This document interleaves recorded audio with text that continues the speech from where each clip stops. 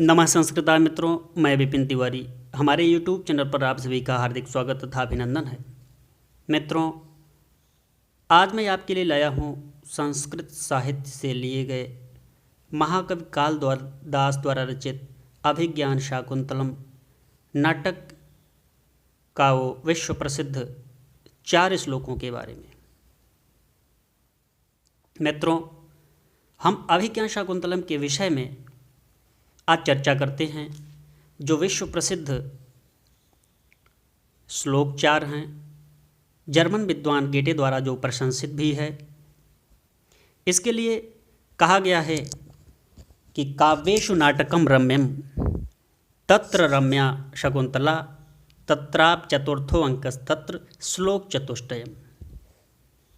काव्येषु नाटकम रम्यम तत्र रम्या शकुंतला तत्रापि चतुर्थो अंकस्तत्र श्लोक चतुष्टयम्। मित्रों, काव्यों में काव्य की जितनी विधाएं हैं, चाहे वह महाकाव्य हो, गद्य काव्य हो, पद्य काव्य हो, कथाएं या चंपू, सभी काव्य विधाओं में नाटक विधा सबसे उत्तम प्रकार का माना जाता है। नाटकों में अभिज्ञान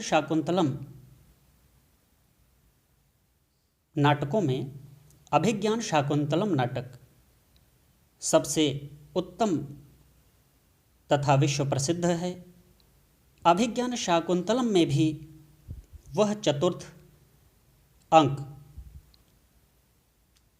काव्येषु नाटकम रम्यम, काव्यों में नाटक रम्य सबसे माना गया है, सुंदर माना गया है, सर्वोत्कृष्ट माना गया है।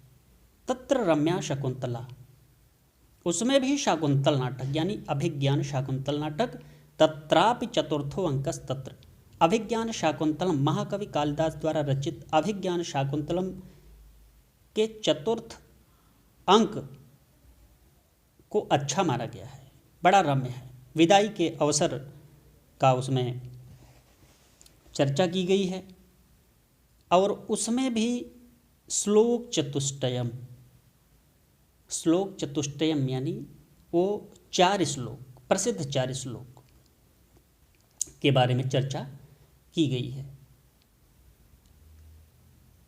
मित्रों, वो प्रसिद्ध 4 श्लोक सबसे उत्कृष्ट काव्य कला का उदाहरण है।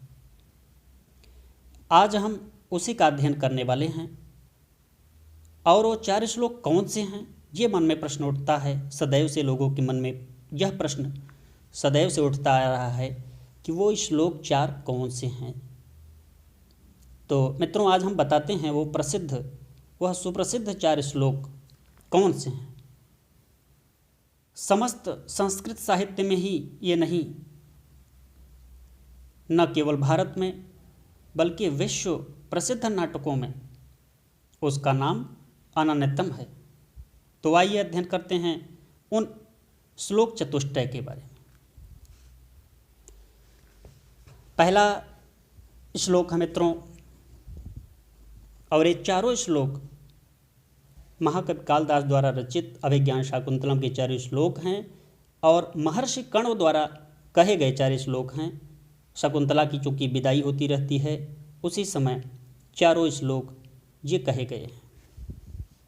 पहला है यास्यत्यद्य शकुंतलेति हृदयं संस्पृष्टमुक्तकण्ठया कण्ठस्तम्भितबाष्पवृत्तिकलुषश्चिन्ताजडं दर्शनम् वैक्लव्यं मम तावदीदृशमिदं स्नेहादरण्योकशः पीड्यन्ते गृहिणः कथं नो तनया विश्लेष दुःखैर्न वैः।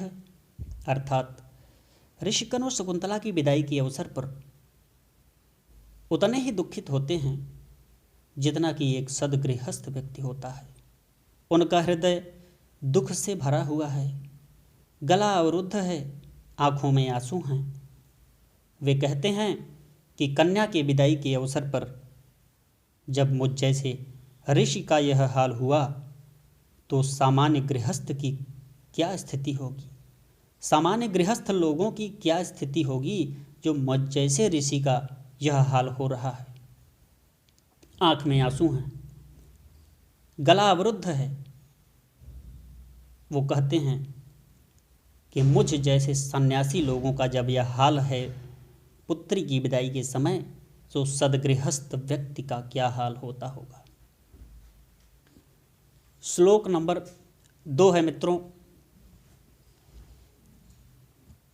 पातुम न प्रथमं व्यवस्यति जलम युष्मा स्वपीतेषु या नादत्ते प्रियमण्डना पिभवतां स्नेहेन या पल्लवम् आद्येवः कुसुमप्रसूतिसमये यस्यां भवत्युत्सवः सेयं याति शकुन्तला पतिगृहं सर्वैरनुज्ञायताम्। अर्थात ऋषिकण्व कहते हैं कि जो शकुंतला वृक्षों को बिना सींचे स्वयं जलपान नहीं करती थी, अलंकार प्रिय होने पर भी पल्लवों को नहीं तोड़ती थी, किसी भी वृक्षों के पत्तों को नहीं तोड़ती थी, पुष्पों को नहीं तोड़ती थी, और वृक्षों में नए नए पत्ते आने पर, पुष्पों के आने पर उत्सव मनाया करती थी। वह शकुंतला अपने पति के गृह जा रही है, अपने पति के घर जा रही है। सभी वृक्ष आज्ञा प्रदान करें, ऐसा ऋषिकण्व कहते हैं। पद्य नंबर 3 है मित्रों। अस्मान साधु विचिन्त्य संयमधनानुच्चैः कुलं चात्मन त्वय्यस्याः कथमप्यबान्धवकृतां स्नेहप्रवृत्तिं च ताम् सामान्य प्रतिपत्तिपूर्वकमियं दारेषु दृश्यात्मकत्वया भाग्यायत्तमतः परं न खलु तद् वाच्यं वधूबन्धुभिः। अर्थात ऋषिकण्व राजा दुष्यंत को संदेश देते हैं। ऋषिकण्व राजा दुष्यंत को संदेश देते हैं कि हमारा और आपका कुल उच्च है, हमारा और आपका कुल उच्च है।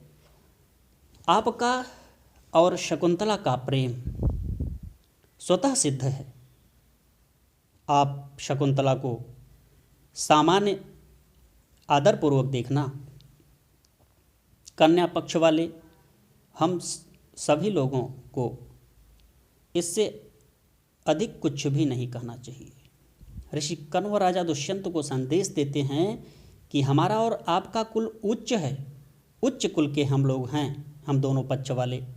आपका और शकुंतला का प्रेम स्वतः सिद्ध है। आप शकुंतला को सामान्य आदरपूर्वक देखना।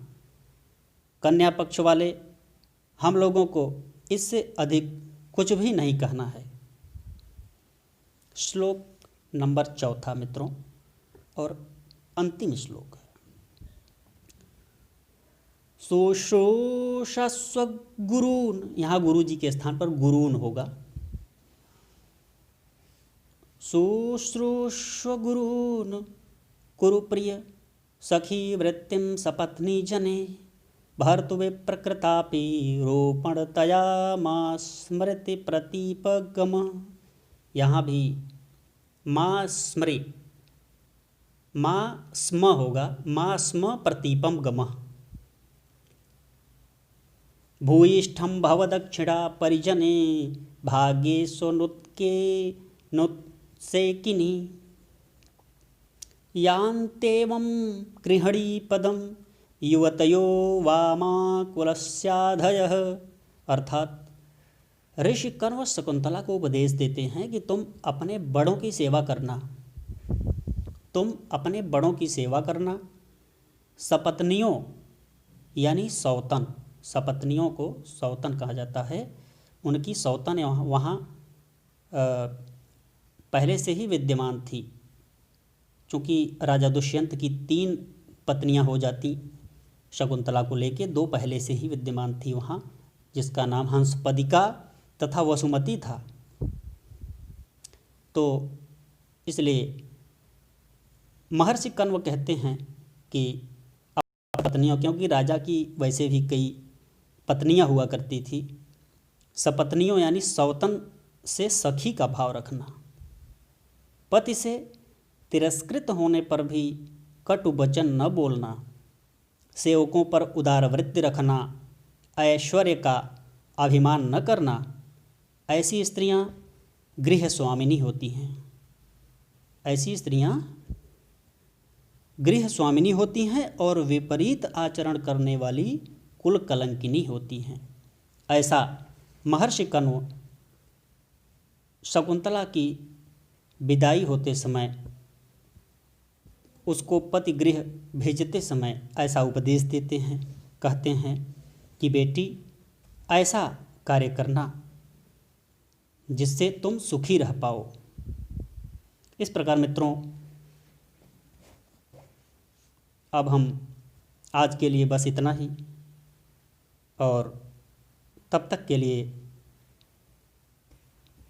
नमः संस्कृताय। मित्रों, यदि वीडियो ये अच्छा लगा हो तो लाइक, शेयर तथा सब्सक्राइब करना न भूलें। नमः संस्कृताय।